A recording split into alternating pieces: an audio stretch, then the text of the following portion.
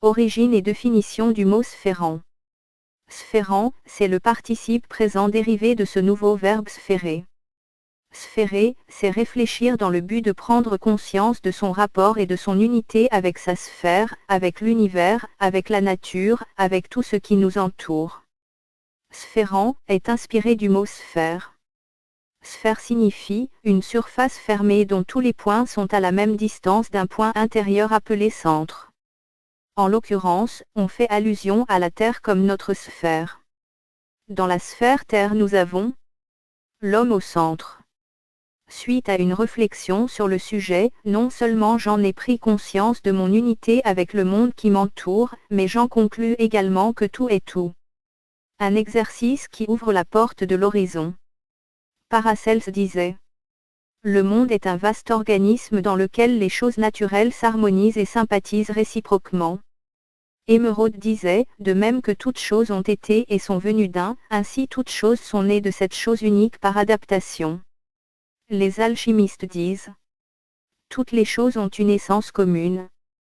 Ils en prennent pour exemple le fait qu'on puisse partir de n'importe quelle substance pour obtenir n'importe quelle substance, après les manipulations et transformations que cela suppose. Jacob Boehme disait en effet: toutes les créatures sont cette chose unique, mais leurs propriétés les différencient.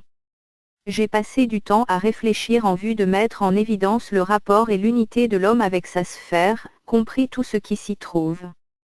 Par cette démarche, je me suis permis d'inventer ce nouveau verbe sphérer avec sphérant comme son participe présent. Ce verbe, sphérer, et son participe présent, sphérant, sont conçus depuis 1995. Ils sont proposés à l'Académie française en 2002.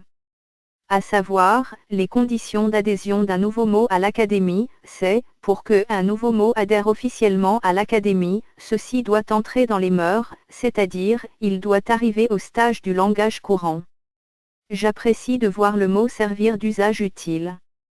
C'est pour cette raison que j'invite vivement aux usagers de prendre connaissance précise de la définition et de l'origine du mot.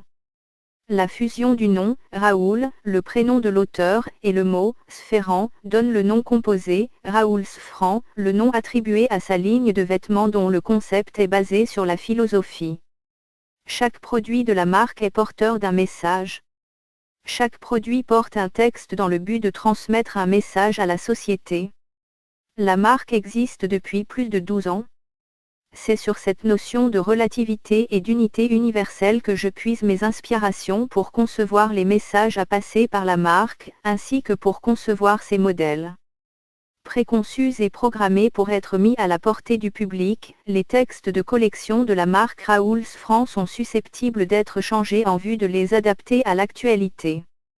Pour tout renseignement concernant le droit d'auteur du mot sphérant, veuillez prendre contact avec la maison Raoul Sphran via rs@raoul-sphran.com ou par la SABAM, organisme de protection de droits d'auteur de droits intellectuels.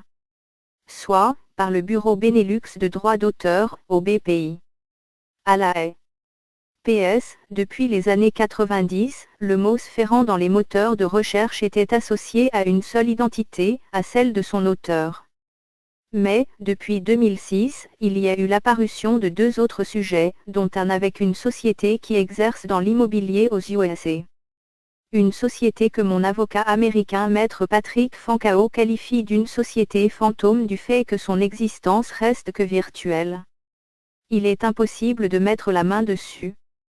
Car non seulement l'entreprise ne s'est jamais située à l'adresse officielle communiquée, mais aussi, depuis 6 ans, il est impossible de trouver ses responsables malgré diverses tentatives, ceci depuis 6 ans. Et le deuxième sujet concerne une grande société d'aviation américaine qui existe depuis le siècle passé. Cette dernière ne porte pas le nom sphérant, mais elle a utilisé le mot dans ses textes.